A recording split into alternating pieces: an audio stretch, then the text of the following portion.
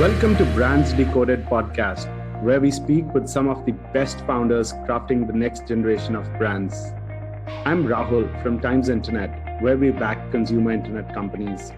Hi, I'm Zoeb from Sauce VC that backs early stage consumer brands.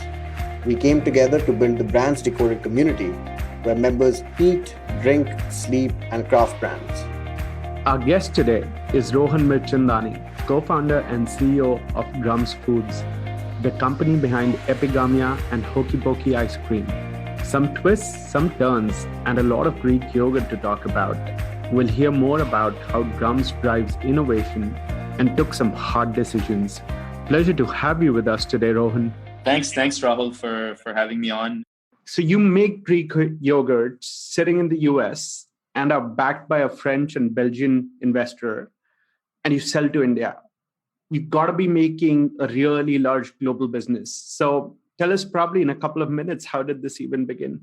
I mean, I'm sitting in the US now. I've been in India for 7 years. And then, of course, with this whole crisis, I've back here with my family to be with them for some time. And it's been interesting working, being here in the United States, but working on India hours. So not much time for sleep, especially since I've got two little guys. So it keeps me on my toes. But yeah, it's been an interesting journey. Grew up in the United States, and not to cut a very long story short, moved to India in 2013, right after B school. Prior career was in finance, and in business school, I got inspired by what was happening with consumer brands in India. I'd taken a small course in Mumbai, was really, really excited about what the coming decades were going to bring. Some of my guest lecturers were industry stalwarts, and was really inspired and motivated by, what I call sort of, brands that are going to be born this last 5-7 years and the 5-7 years ahead, that in my mind will stand the test of time as far as India is concerned, especially in the consumer space. CPG, of course, is where we play, but we're seeing that now with personal care and other areas as well. I'm sorry, food CPG, but CPG in general is what I see. And yeah, it's been a very interesting journey. It's been even more interesting given what's happened the last 1 year with COVID, but very excited about the times to come. That's true. There are certain, it's a popular saying that years or decades, when things don't move, and then there are weeks that decades move. So with terms of online adoption, I think we've seen those decades in a matter of weeks. Yes, absolutely. Right. Keeping that in mind, Rohan, from what I've researched on Epigamia, you guys started out with a very heavy offline or retail presence. Same goes for your marketing efforts. And now, we're seeing a very strong shift towards digital. So I would love to know how your strategy is evolving for this, and perhaps how you may look to embrace the D2C channel overall. Yeah, absolutely. I mean, I think, to be honest, digital was always an area of focus from a communication perspective for us, not from a trade or transaction perspective, right? So we were always digitally second or third as far as commercial transactions were concerned perspective.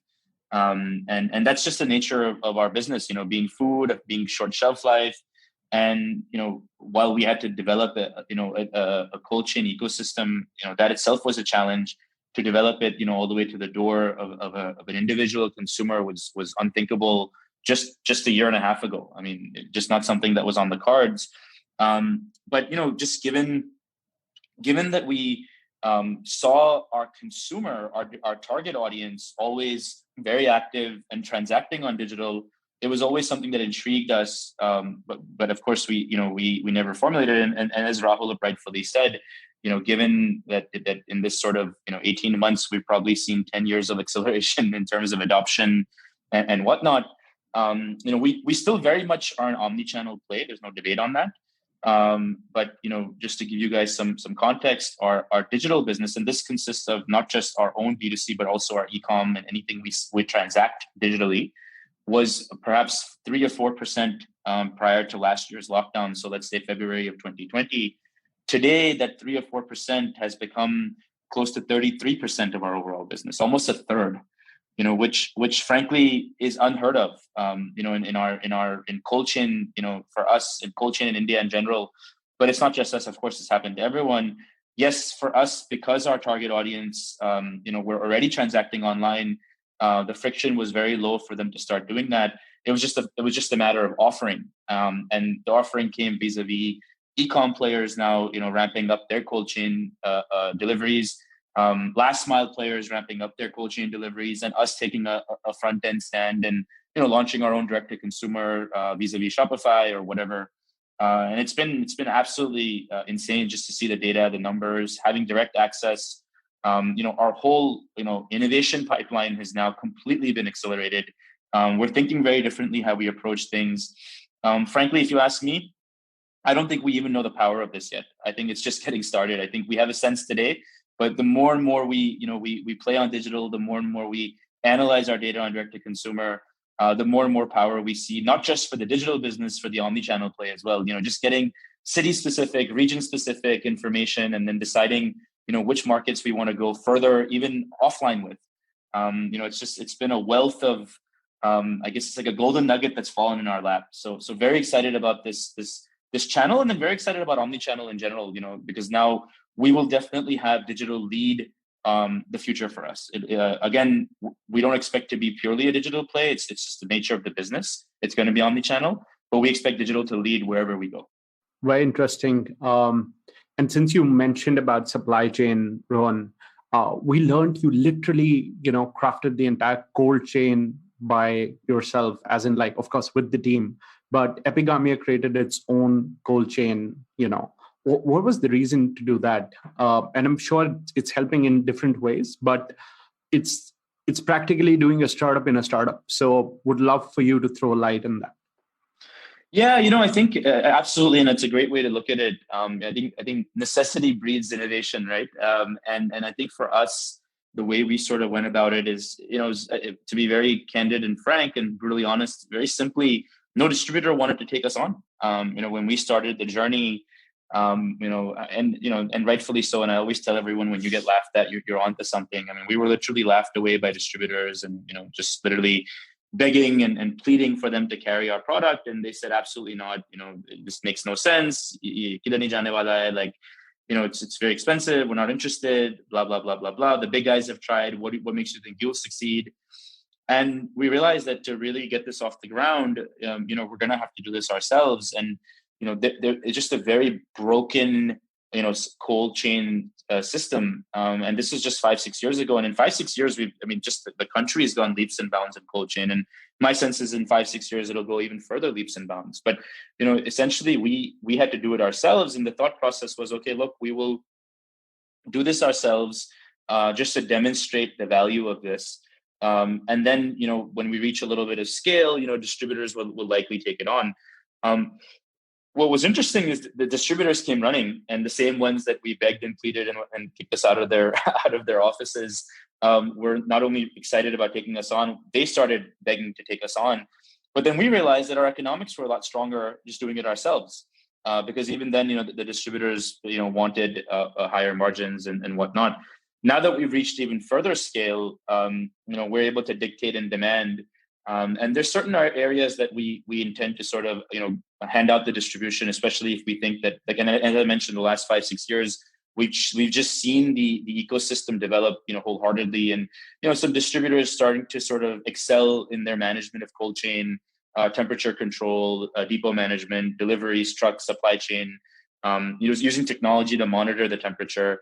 And that excites us because, now we can sort of dictate some terms and move back to potentially using distributors, because obviously it's not very scalable if you want to do your own distribution nationwide. It's doable in a region. So for example, in a city like Mumbai, we're probably one of the largest, if not the largest, cold chain distributors independently. Forget the fact that we're just doing one single brand, Epigamia. Similar to Delhi, Bangalore, we're probably second or third. And these are decisions we have to take. Now, we can't be our own cold chain distributor in 50 or 100 cities. But we can definitely dabble in a few. But now we've demonstrated the model, and we're very excited about the way things are heading. So the turning of the tide with digital, and also the turning of and the acceleration of just cold chain processes and systems and players, has really given us tailwinds, as we expand to the next leg of our journey. Awesome. Thank you for sharing how you built that out. And you mentioned that some of the cities you're operating in, I assume right now that bulk of it is still from tier one cities. But are you looking to build this out more to tier two or tier three cities of India? Because at the same time, we've seen Epigamia's launch of the ghee spreads, which were in countries like UAE or Singapore. So what's the vision to drive penetration for the company? Yeah, so the UAE Singapore was very was just a one product, one range, tactical sort of play, because there were some requests that came in from there. It wasn't part of a larger strategic approach, at least not as of today. Our core offering is not available in those countries. It was purely the ghee spreads because it was a large shelf life, didn't require cold chain. It was just a COVID, checkbox tactical play. I don't think I know. We have a very long way to go in India. I mean, we have just touched, with the tip of the iceberg. Forget India. There's a lot to do in the cities we currently are in as well, right? Just availability perspective. To give you a sense, we're in approximately 1,800 distribution points in a city like Mumbai, whereas the universe for us is something like 8,000, touch points. The idea is, as we get further and further, as I mentioned to you, these 1,800, we do our own distribution. But when we get to sort of region specific and maybe more smaller kirana shops, we're in most of the big ones, or let's say the B and C grade. But when we get to the D and E grade, and by that I'm not trying to say the quality of the stores' qualities are extremely high. It's just more so about the footprint, the size, the kind of products they carry. And we see our products selling in those stores, but not the kind of volumes you get from the larger stores, so that it doesn't justify the logistics costs. But when you start working with regional distributors in certain regions, for them to cover those is much easier because they're also going with other products. So a lot to do in the cities we currently are in. We're not done yet. But B, we've seen a huge expansion in tier two for ourselves, and that's just getting started. So again, we're now about 20-25% of our business coming from tier two, but we also see a big play in tier three. It's just a function of now with scale and with cold chain development, working with just the right partners and distributors in those cities, because again, we can't be doing our own distribution. So we've got a couple of models we've set up. One, of course, is direct. Second is sort of the simple, work with the distributor, but of course, make sure that they have the right systems and processes in place to manage the cold chain. And then third, we've got some hybrid models where we've set up where, the distributor does sort of the billing and the accounting, and then we work with them operationally. We appoint someone at their site, to work, on the operational level, making sure the technology is always updated, that the data is always available for us to access, setting up a DMS system, etc. And these things are all working really well. So to answer your question, Zoeb, very long way to go in India. I think tier two is going to be a huge push this year. Tier one itself will be a huge push, expanding, and then I think the next phase will be tier three, tier four for us. The international markets are just going to be opportunistic, not a focus area right now at all. If something comes our way where we see, where it makes profitable sense, we may approach it. What we did so far was just a pure one-off product tactical sort of play. Very cool, Rohan. Thanks so much for sharing that. I actually, want to dwell deeper into that. You said we're just scratching the surface in India, right? But typical Epigamia products, right? Like, for example, a Greek yogurt, or an almond milk, right? I just want to get a sense, like when you say tier three, right? Is there an audience match for that? Or you're thinking that, okay, there's a Mishti Doi as well, and maybe people relate to that, and that's the only kind of like a separate line of products that you essentially look to, launch in tier three markets? Yeah, it's interesting because when we look at sort of our saliency geographically within a city, right? And you look at one would think let's take Mumbai for example, because that's obviously home turf. But you tend to think Epigamia is predominantly just selling in a South Bombay or a Bandra, for example, a suburb like Bandra or Juhu. And yes, while the volumes per store and throughputs are higher there, we still have a very significant business that comes from places like Borivali and Dahisar, that comes from Thana, that comes from Mulund, that comes from Dombivali, that comes from Kalyan. And those are markets that are, probably the fastest growing markets, within a city like Mumbai, where you're seeing some of the older kirana shops modernize. Of course, there's been a little bit of a hold during COVID, but actually during COVID, those shops have done fantastic because they've held their fort, because they're available neighborhood stores where maybe perhaps the modern trade doesn't have access to. And we saw that happen during COVID, where along with our digital business, our GT business went up 40-50%. So when you look at those sub-markets and you look at the sort of, amazing quality of consumers there, that trickles to a Pune and Ahmedabad and even all the way to a Jodhpur and a Jalandhar, right? It trickles to a Vijayawada, it trickles to a Mangalore. And while, yes, in a tier one city, your audience is going to be larger, and let's say your size of distribution is 7,000-8,000 stores in a Mumbai, similar number in Bangalore, perhaps 12 to 15,000 in NCR. Doing a 600 to an 800 store operation in tier 2, tier 3 is extremely, extremely doable. We've seen it happen. Pune now is doing really well, although Pune is still a metro city, but we have places that are doing extremely well in terms of our business. Places like Guwahati, Lucknow, Patna we started recently. What's more important is not necessarily the type of consumer. The type of consumer exists. That is not an issue. Income levels are we've noticed 8 lakh family household income and above is game for us, of course, within our target audience of 28 to 35, et cetera, et cetera, et cetera. But without going too much into a marketing conversation, what's extremely compelling and interesting is how do we sort of make these people aware of our product and the value proposition that's on the table? And that's where digital plays a big role now for us going forward. Leading with the digital first strategy in some of these cities to build awareness and build trials, which is a lot less friction and a lot less expensive than it was in the past. In the past, you'd have to really invest behind putting your product on these shelves, getting promoters to sample them, and then it has a gestation period. That gestation period gets accelerated very fast now with digital.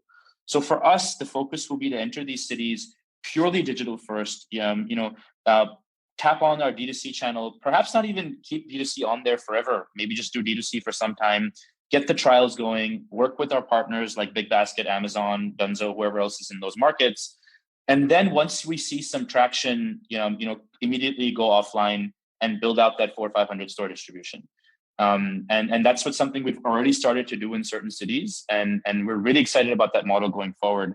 And that's something that we think is extremely scalable as we move forward, and also very high on ROI, rather than the old way of doing things where you had to go, gung-ho into all these shops, really invest behind the stores, really invest. And it was an expensive proposition, that becomes a very, very, a lot less friction now going forward. Very cool. Great to learn that. I have actually a follow-on question to the previous question. Why do I feel that when you say that, we did our entire supply chain, right, is just the way eCart was born out of Flipkart. Since you specialize in this cold chain, is there going to be another startup shelled out of Epigamia at some time in the future?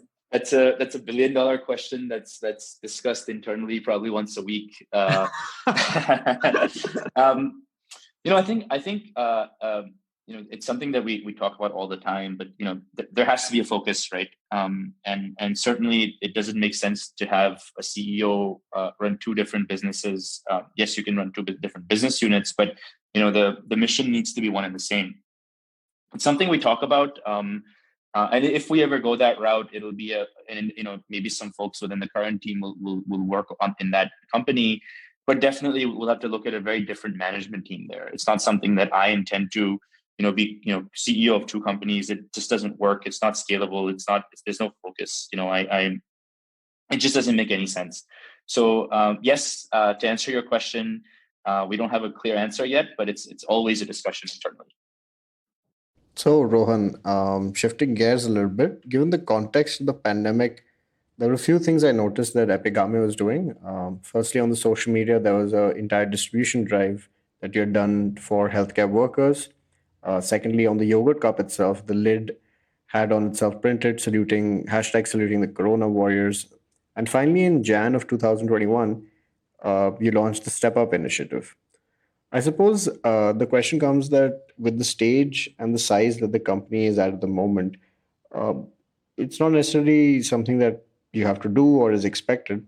So I just want to understand the motivation behind launching this initiative or doing such initiatives, since you are talking about the mission of the company. Yeah, so one of the things that our mission, which doesn't come out very clearly because we don't like to sit and wave the flag. We like our actions to sort of dictate what we stand for, not necessarily just spoken words, because spoken words to me are not as powerful as action, right? But our mission internally at Epigamia is fighting hunger. It's something that we've not just been doing now, we've been doing from the beginning of Drums Food. Even when we had the ice cream business with Hokey Pokey, which Zoib you're aware of, which was our sort of prior avatar, and we've actually brought it back now, which is exciting, which I can talk about later as well if you guys are interested. But what it's always been something that we do. The team itself, we've worked with the Robin Hood Army before. We've worked with a lot of kitchens. We've worked with a lot of homeless shelters in the past. We worked with a lot of orphanages in the past. We've been supporting Children's Hope, which is an organization in the United States focused on orphanages all across India, focused on children and education. And this is something we've been doing for a while. It's not something that's come out recently. Of course, I think given the lens of COVID, a lot of this got accelerated, and I'll talk about that. And things came into the limelight, and we made a program out of it, and I'll talk about why we did that. But it is a mission for us. It's been a mission from day one, which is fighting hunger. And given that we are in 2020 or 2021, hunger should not be something that's talked about. I mean, it's just, we're beyond that now as society, right? But unfortunately, we still have that as an issue in the country. And it's a rallying cry and a cause that is very close to my heart, but it's also very close to every employee at Drums Food. It's something that we rally around. It's something that gives us purpose, as we look to the future of Epigamia. Of course, we're all, it's a for-profit company, and the idea is to build something special. But building something special just doesn't end at building a brand. The brand has to have a purpose. And for us, that purpose is fighting hunger. And it's been that from day one. I think what has happened, Zoib, is during COVID, and given that we are in the food business, and given that some of the structural issues we saw last year during lockdown, where just plugging into the food systems, because food systems came to an abrupt halt, and you had all these warriors out there, as we discussed, whether they were doctors or nurses or even at that time the police that were out there just sort of making sure that the country doesn't sort of suffer from this crisis. This was last year, of course. We all saw what happened a few weeks ago, which was devastating. But for us, it just sort of put our purpose in the forefront. As we all started having conversations about life and the purpose of life in general with this global pandemic, it just put our mission up front and center. And we decided to formalize it a little bit and bring it into this program. And it was just an amazing, rallying cry. I mean, we had people within the company. I mean, I think 70% of our company donated their salary anyway from, a few days to up to a month, just to fund, this yogurt. And for us, it wasn't about the rupees. It was about actually creating food that we could give, whether it was to migrant workers, like I said, whether it was to the COVID warriors on the front lines, and that to, sort of accelerated our mission a little bit. As I said, there was always a purpose. I wouldn't say it was sidelined, but it always ran in parallel, and it gave us a little bit of a focus. And I'm very proud to say the team really rallied around this. And for us, it is something that we intend to sort of continue doing. It's not just a COVID thing. We will continue doing. We've done a lot of work in the villages where we operate, where our co-packing partners are, where our fruit vendors are, et cetera, et cetera. And it's something that has always been part of the heart. Maybe it's not come out in the open, but it'll always continue to be. That's really inspiring, and I think every brand, every business should look up to. That's really, really cool. Rohan, I just also wanted to dwell into essentially that how large, and I totally get it, right? You're you're serving both kind of products, dairy and plant-based, right? Just want to understand what kind of a trend emerging are you looking at, and is the trend going towards plant-based alternatives, and are we going to see a huge population move from dairy to plant-based alternatives? Yeah, you couldn't avoid the controversial question, right? No, we can. No. I'm kidding. I love the comment. No, look, I think this has been a global conversation. It's obviously come into the limelight very recently. There's been some regulatory conversations going on, some legal conversations going on.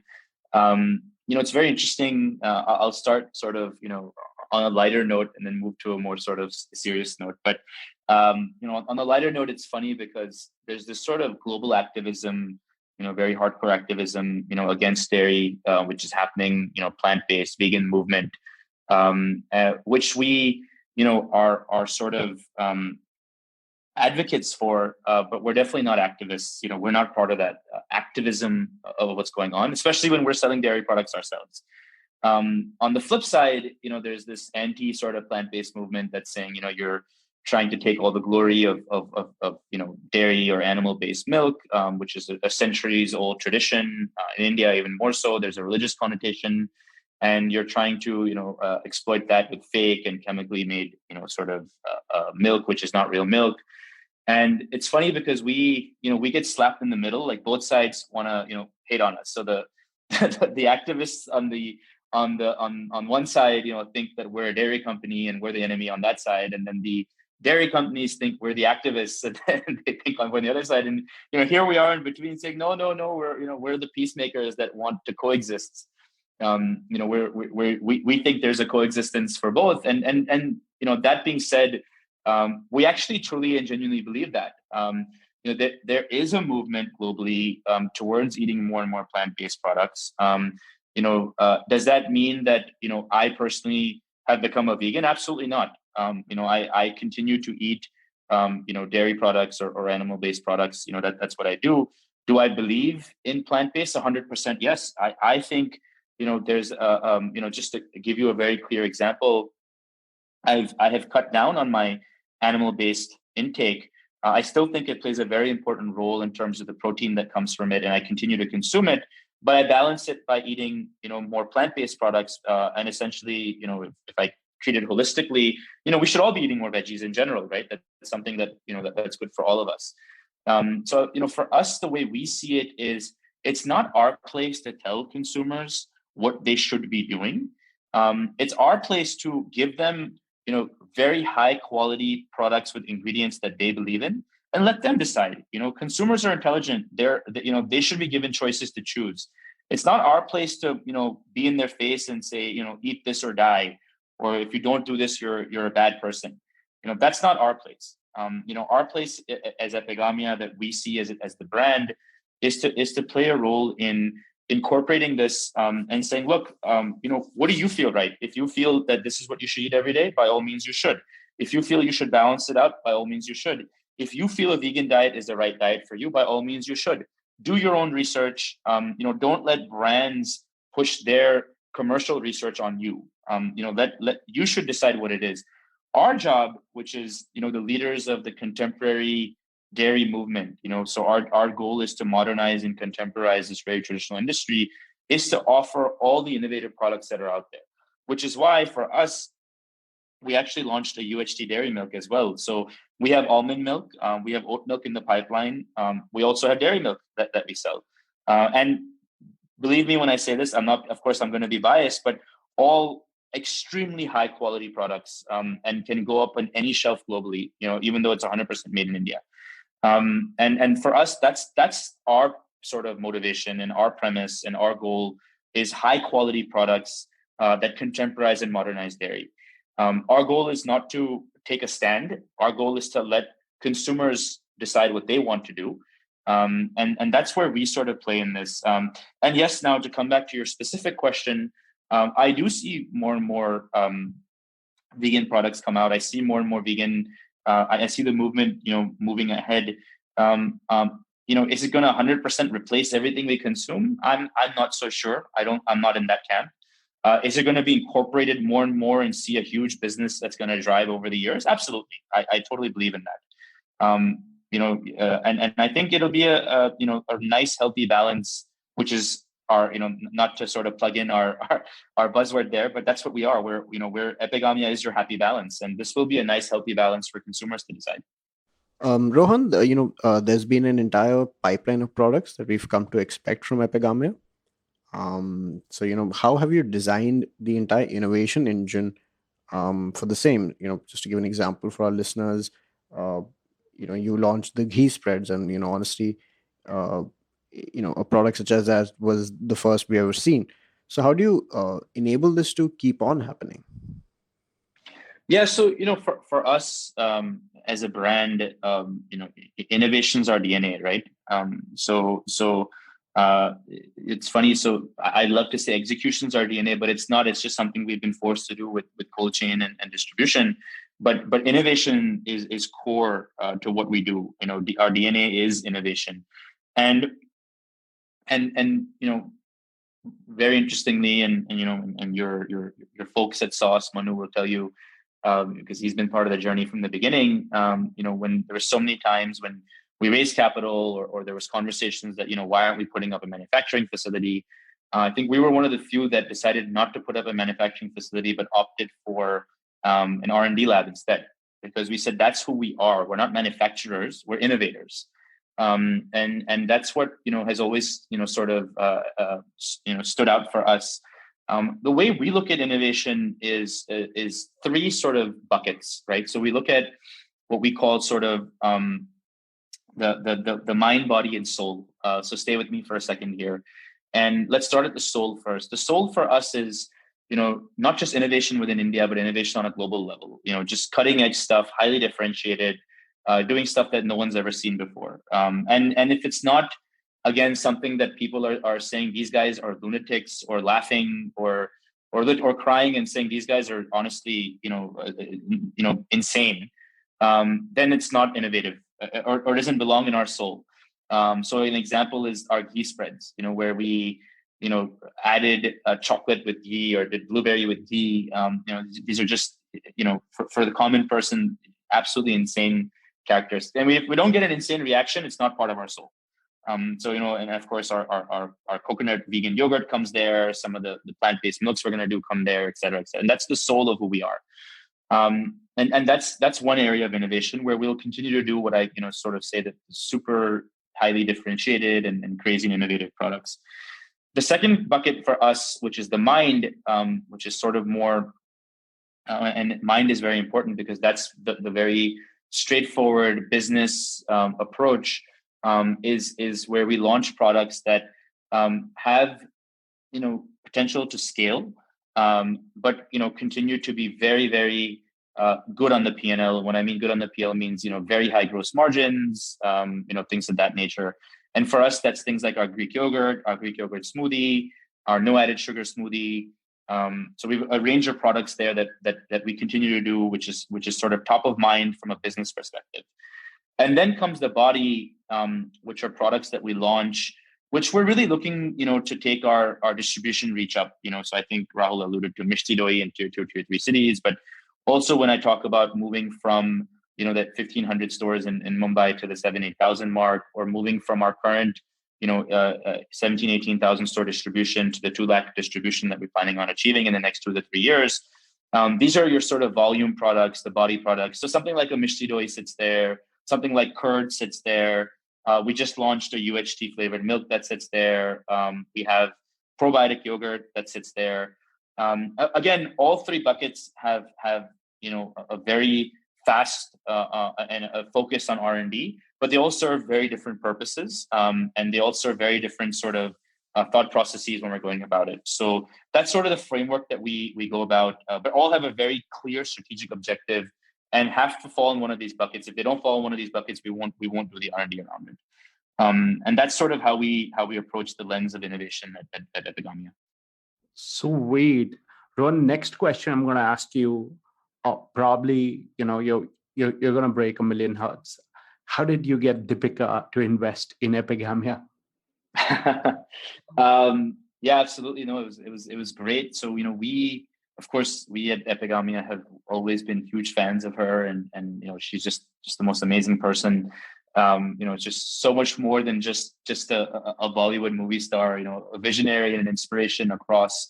And it's interesting. We always used to talk about her, and always dreamed of one day saying, one day we'll have someone represent us, and hopefully it could be someone like her. And she's someone that fit our profile very well, right? So we, as we talked about, as I alluded to earlier, Epigamia is a contemporary take on tradition, a contemporary take on a very traditional dairy industry.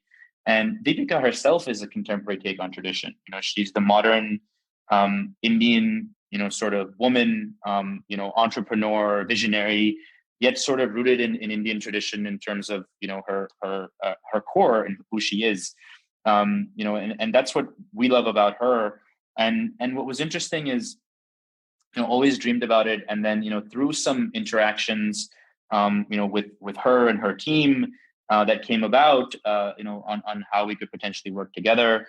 We were very clear that it's we're still a growing company. We're not going to be, able to do some crazy, endorsement contract. And her view was, look, it's not about endorsement contracts.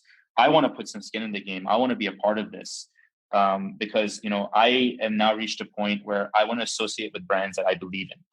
And that was a very compelling statement she said. And it was literally, for us, a no-brainer. The first time we met her, we knew she was just the perfect person to work with.